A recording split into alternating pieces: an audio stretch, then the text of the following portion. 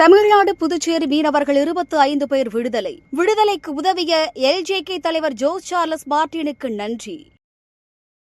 நாகை, மயிலாடுதுறை, காரைக்காலைச் சேர்ந்த 25 மீனவர்களை எல்லை தாண்டி வந்து மீன் பிடித்ததாக கூறி கடந்த பிப்ரவரி 15ஆம் தேதி இலங்கை கடற்படையினர் கைது செய்து 2 படகுகளை பறிமுதல் செய்தனர். அவர்களை மல்லகம் நீதிமன்றத்தில் ஆஜர்படுத்தி யாழ்ப்பாணம் சிறையில் அடைத்தனர். இதனால் மீனவர்களின் குடும்பத்தினர் கடும் வேதனை அடைந்தனர்.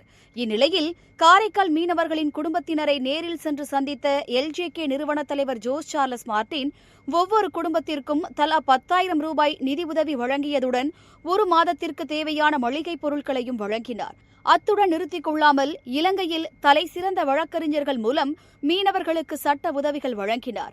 மேலும் சிறையில் அவர்களுக்கு தரமான உணவு, சுகாதாரம் உள்ளிட்ட சட்ட உரிமைகளை உறுதி செய்தார்.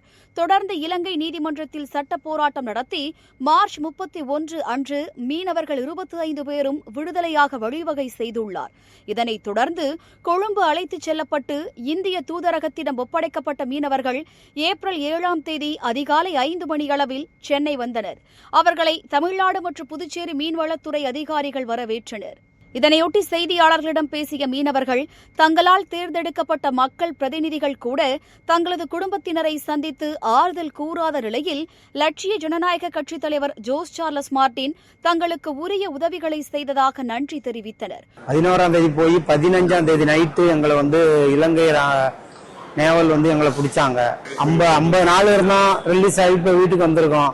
மார்டின் சார் அங்க ஆள் வச்சு பார்த்தாங்க, போனாங்க, எங்களுக்கு நிறைய உதவி பண்ணாங்க.